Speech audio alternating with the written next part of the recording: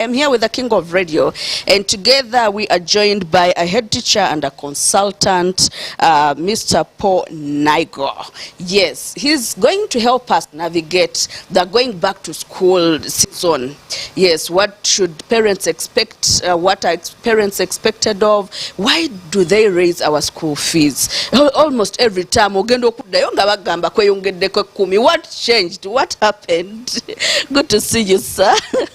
It's a pleasure. Thank you for having me, Diana, yes, King sir. of Radio.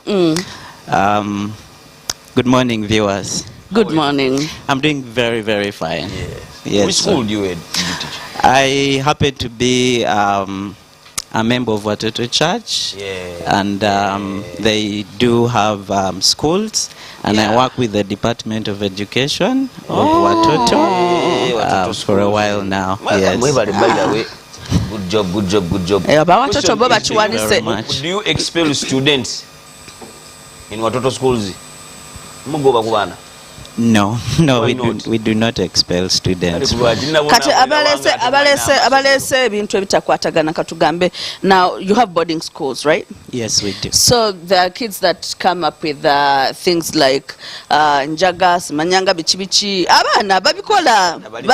Bali bana ba home balokole. Nabalokole so bayine emize gyabwe. Okay, so how do you discipline them? Oba bemulemeleddwa bomba kola mchamba kwasa katonda. The question should start from, do you accept outside students that are not from homes?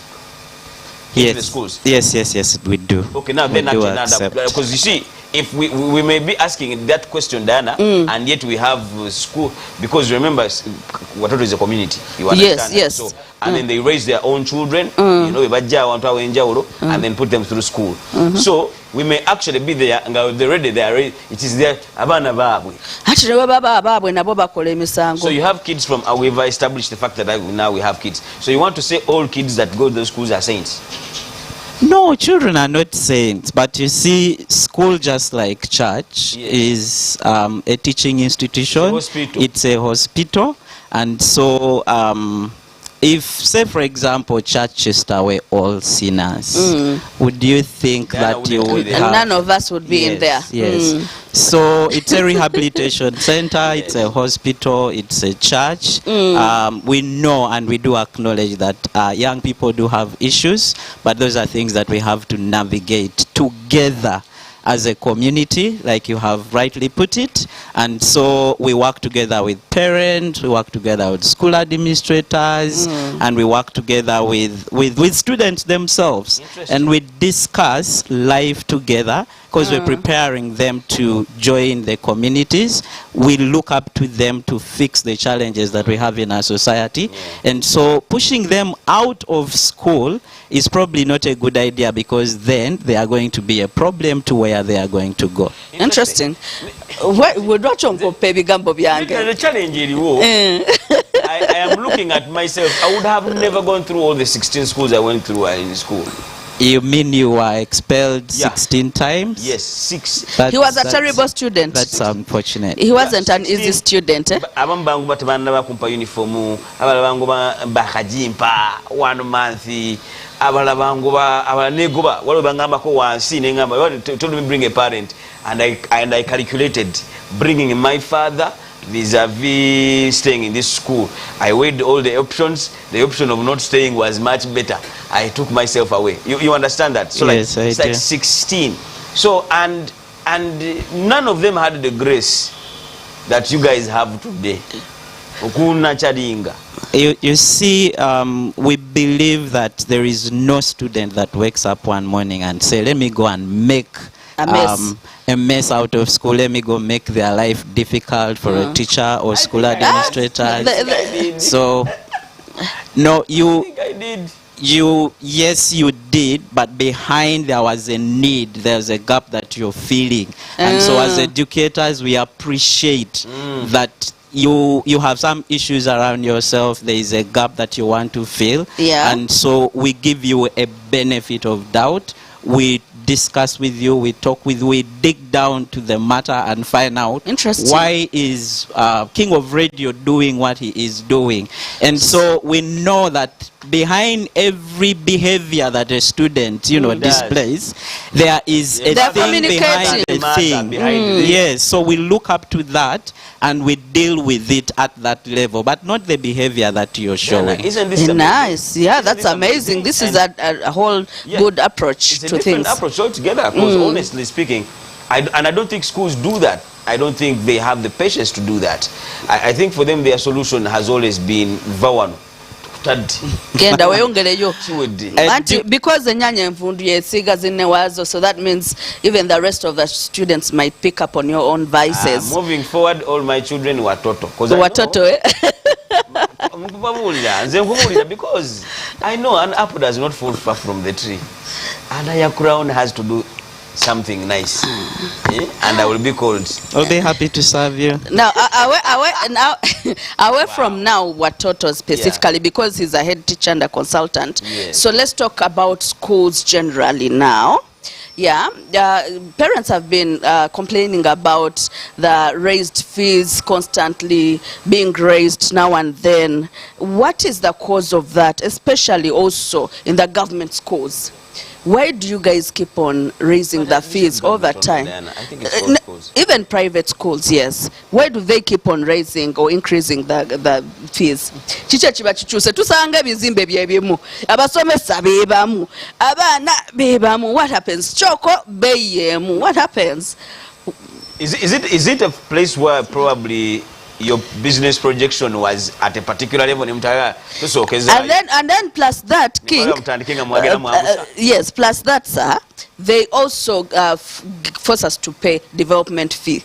Faba, you know, developing a somewhere, like, you know.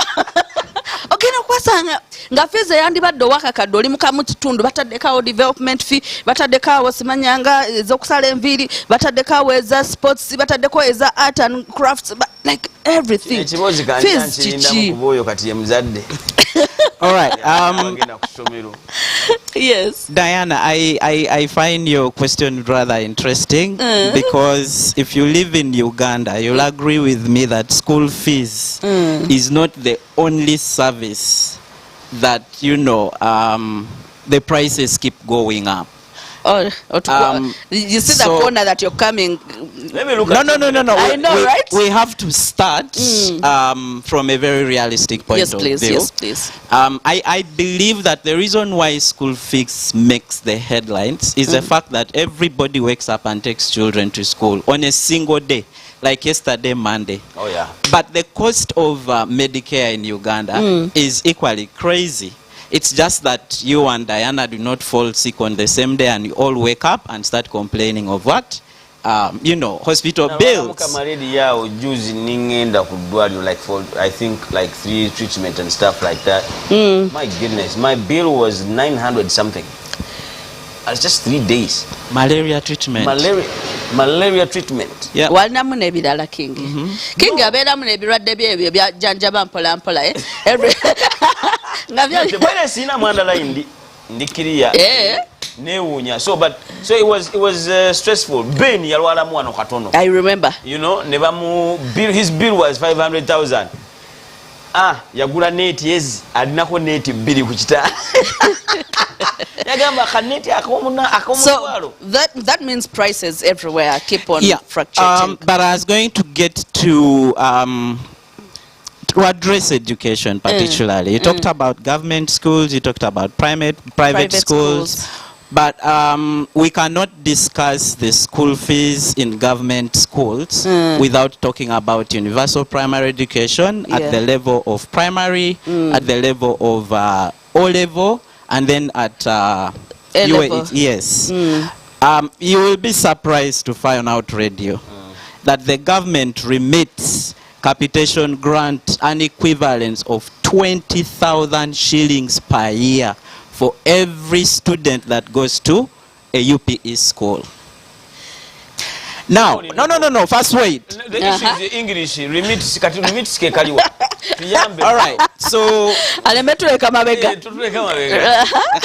government remit. Radio, government sends money to primary schools based on enrollment for Okay. them to be able to study for entire So every year. student they pay, government pays for every student 20,000 Per shillings annum per year. for UPE. Now, wait a minute. Well, first, wait a minute before we go and criticize the head teachers or school management committee. Can I just ask, if you have 20,000 to help a student get through the year, they have to probably eat at school. You have to buy chalk. You have to buy all the learning materials that the teachers and the students have to use. Teachers have How to be would paid. you approach? Let me first bring it down. 20,000 per annum Per year. comes down to, isn't it 660 shillings per student per term? And so when we are discussing about government schools charging money for students to come and study, I want you to realize that for a student in O-level, government sends their 175,000 shillings per annum for a student to study. And some of these schools they are boarding schools, and so there is costs that the schools have to incur that you do not see. They have to pay electricity, they have to pay water. Now that they you have break to- it down for Now, us.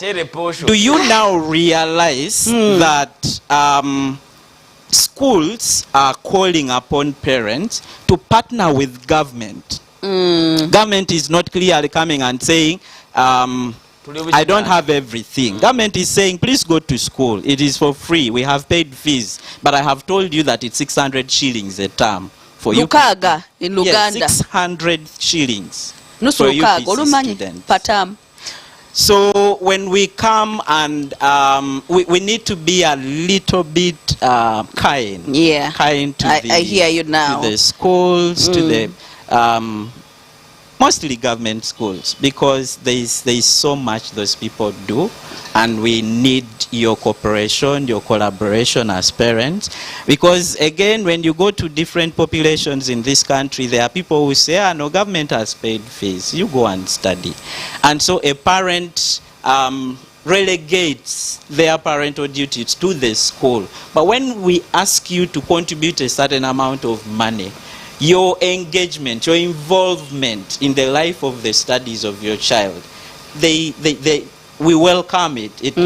It helps a student perform better. Yeah, it matters a lot. Yeah. Okay, now going to private. Nahegwe, at government schools ngachilala moko. I didn't know that when you broke it down for us, then I got to understand that now that every parent has to support the school. In a way, I've seen parents in those villages, Ngabareta Mogo, Lumonde, you know, they contribute in kind.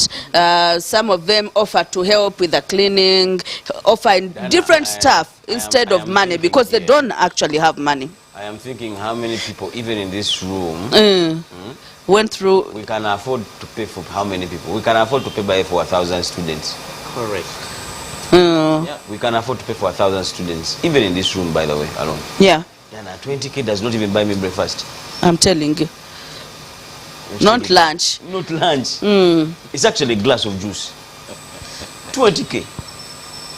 So does the government leave in room for different individuals to come through? Because we also have non-government organizations that would be willing to assist or give a hand. Okay. Does it leave room for any individual that would like to come through for education? So we have been at this UPE thing for a while. From the beginning, when head teachers asked parents to contribute money, there are parents that complained and went to government offices and said, they are charging us school fees, they are doing all this stuff. But then, as educators, we are guided by some very verified philosophies and theories. One of them is the fact that we believe that children or students must first Maslow before they bloom. Now, Maslow is a psychologist that talks about, the basic needs, different levels of, how we live our lives and get flourished to a different level. Yeah. So Maslow talks about someone first, meeting their needs. In this case, for students to be able to do well in class and perform and be able to think and engage in productive relationship, they have to have basic needs. They have to drink water, they have to eat food, they have to sleep well. And so when children started coming to classrooms with empty stomachs, the teachers and the school administrators were concerned. And so they started asking for those simple favors that now you are saying. In the village, we say, bring for us cassava, bring for us maize flour, bring whatever you are able to do, so that we do not have to teach a student on an empty stomach. And it encourages me to now look at radio and what he's talking about, that is able to sponsor about 1,000 students I think I can, on a PE. No, let me see. If it's 20,000 shillings, I want to know. That's what? Simple math. 20,000 shillings per year, you said, right? Yeah, yes, that is what. So every time is 600. No, Diana. 20,000 times 1,000. That is what? Math. I'm sick. I didn't come to school today. Diana, isn't that a million? Isn't that like 2 million shillings? King. Yeah? That's 2 million shillings. Yes. That's 2 million shillings. Diana, 2 million shillings. 2 million shillings. Yesterday I went to Chinatown, I was so annoyed. Yeah. Omanye, okufuna omuntu obutonotono bwobuti naye sente zinasasudde ekyanyiiziza nnyo nenga omuntu weziyo obutono, and they supposedly say it is cheap, but it is not actually. So there you go again, confirming that it's only not school fees, which is we hear but a bit about school fees. But my issue here is, I want to be honest with you, is that I think we need to stop even look at external donors. Yeah. As individuals in this country can actually be the donors that actually we desire to see. Yeah. And we can be able to give, because that's 2 million shillings. 2 million shillings can actually pay for school fees for 1,000 students. I can become a government. I can become a government on its own, and it is possible. But again, now let's get back fast track. I think also parents need to take responsibility, which I think they are not taking responsibility. No. Because it was a Diana, I think. That actually that child needs to actually go through. They have the basic needs in life. Yeah, study. Tosobola kulekera ate government ate kulabirira omwana. And I think now that goes back to engeri jitukwasaganyamu ebintu as individuals. Yeah. That's why we have an issue now, because as in how much where people are poverty is beyond. Is there a standard fee that government schools ask for? Okay. Each school has its different pricing. That's another one. Based on the surrounding. So government has structure that's provided according to the ministry how these schools should be run. We have boards of governors for the high schools. We also have PTA, but also school management committees for the primary schools. Yeah. Usually these people have government representatives. These people, if a school is faith-based founded and supported by government, they have religious leaders, and so they sit down and then they decide based on what we would like to offer, the quality of learning, the quality of teaching that the students have to go through. They determine the price that they will charge as school fees. Like I told you, some government schools are day, so the cost of utility bills is not as huge as those that are boarding school. They have to provide midday meals, but also dinner. They have to eat dinner, they have to do security, they have to do a number of things. While a parent is deciding to take a student to school, it's just like how you decide to go and have what? Have lunch or have breakfast. And so, say for example, the price of soda, Coca-Cola has tagged that bottle is at 1,000 that you're going to take. But when you walk to a shop, you probably get it at 1,000, 1,200. when you go and sit, and so when you go and sit in a decent place and take that soda, you're going to pay 4,000, 5,000. Some places charge it 8,000. Yeah. You are not going to complain and ring Coca-Cola and say, no, these people are selling your soda at a higher price. No, because it's not just about a soda. Yeah. All right? It's about, the dormitories where the students are sleep, the classrooms where they are, the kind of meals they are eating. They will be different from another place that charges slightly lower amount. And so you're asking, your question is about how do they... I think when we come back, we'll start from here, but also we'll continue to talk about the performance, the government schools vis-a-vis the private schools, but also what your take is about the government's new rules concerning the schools when we come back. We help jumpstart your day like this. The Wake Up Call.